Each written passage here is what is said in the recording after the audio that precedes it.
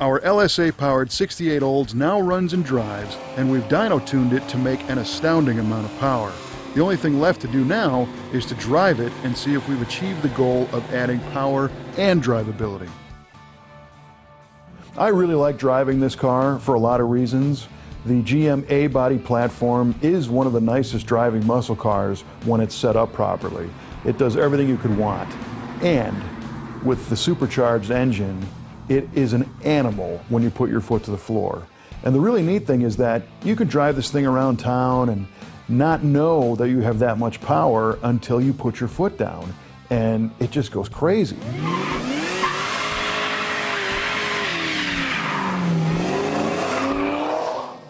And although this power comes on pretty radically when you put your foot to the floor, it's still controllable because you can always back out of the throttle if the rear end starts to get squirrely, which is very easy to do.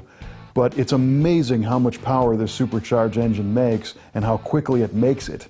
It almost feels like it kind of stores up boost as you drive, and when you put your foot down, it just hits like a sledgehammer. I mean, the power level just goes through the roof instantly. So now you have a car that looks great, it drives fantastic, and it makes all the power you could want, has the air conditioning to keep you nice and cool, and the engine with the overdrive transmission is still pretty efficient. It's going to get decent gas mileage unless you've got your foot down all the time.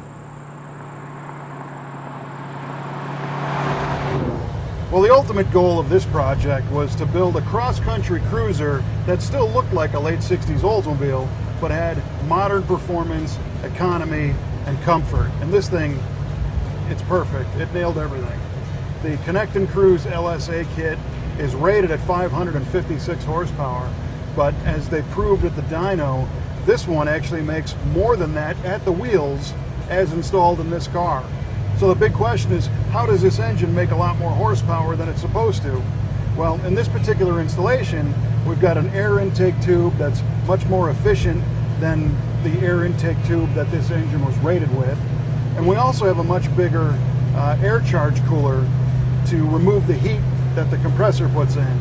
So that's the biggest thing in a supercharged engine. You got to keep that air cool, and this thing does a tremendous job with this oversized heat exchanger that we've installed behind the grille. We also have a much more free-flowing exhaust. Instead of having 4 mufflers plus the catalytic converters, we only have 2 mufflers on this thing and a larger diameter mandrel bent pipe system. So the air flows real easy in and out of this car.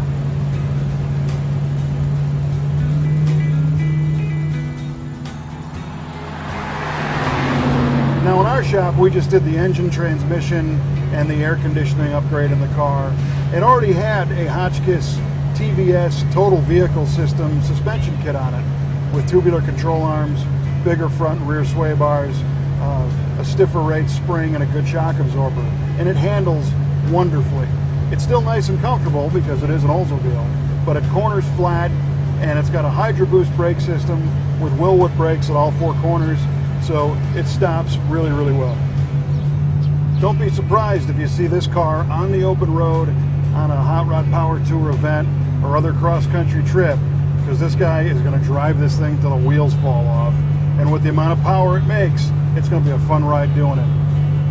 We've got a full build thread and photo gallery of everything we've done to this Oldsmobile on our website at v8tvshow.com/LSA442. We invite you to come check it out, and if you want one of these for yourself, you can contact us there and maybe we'll build you one.